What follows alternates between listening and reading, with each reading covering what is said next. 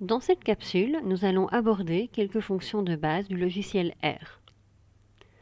Par défaut, le résultat d'une commande dans R est affiché puis perdu. Toutefois, bien souvent, il est nécessaire de conserver ce résultat pour une utilisation ultérieure. Pour cela, nous allons rediriger la réponse de R dans un objet. C'est ce que l'on appelle l'affectation ou l'attribution. Celle-ci s'effectue au moyen d'une flèche. Prenons un exemple, volontairement un peu simpliste. Si nous tapons 2 plus 3 dans R, il répond 5. Si maintenant nous tapons A flèche 2 plus 3 ou 4 fois 2 flèche B, R ne répond rien, mais le résultat des opérations est stocké dans les objets A et B. Pour faire la flèche, nous utilisons le symbole moins, suivi ou précédé du plus grand ou du plus petit selon le sens de la flèche. Pour preuve que les données sont bien stockées dans les objets A et B, si nous demandons A ou B à R, il nous répond respectivement 5 ou 8. Il est alors possible d'effectuer des opérations sur ces objets, comme par exemple A plus B. Attention, si nous utilisons de nouveau le même nom d'objet, la nouvelle donnée remplace définitivement l'ancienne. Ainsi, si nous indiquons maintenant 8 moins 1 flèche B, B vaut désormais 7.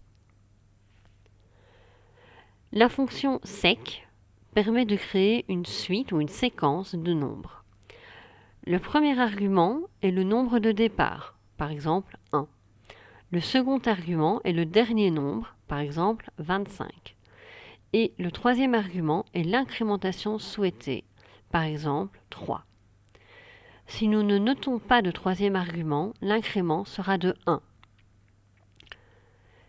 L'utilisation du symbole 2 points génère également une suite de nombres, mais cette fois-ci par pas de 1.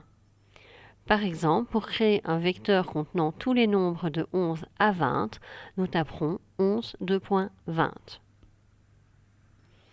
La fonction rep permet de créer un vecteur constitué de n répétitions de la même donnée. Par exemple, rep 2,5 crée un vecteur contenant 5 fois le chiffre 2. Imaginons le vecteur 8, 12, 3, 2, 5 auquel nous attribuons le nom vec.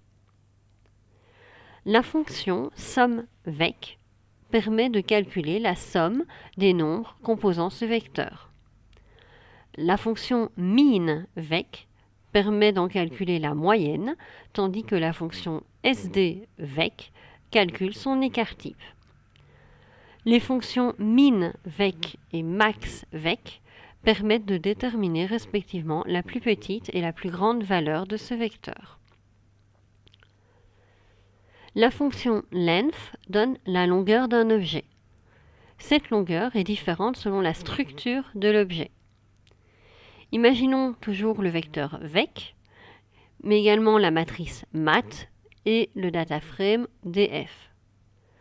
La fonction length appliquée à un vecteur ou une matrice donne le nombre d'éléments composant ce vecteur ou cette matrice, dans notre exemple respectivement 5 et 12. Cette même fonction appliquée cette fois à un dataframe donne le nombre de variables composant le dataframe, dans notre exemple 3.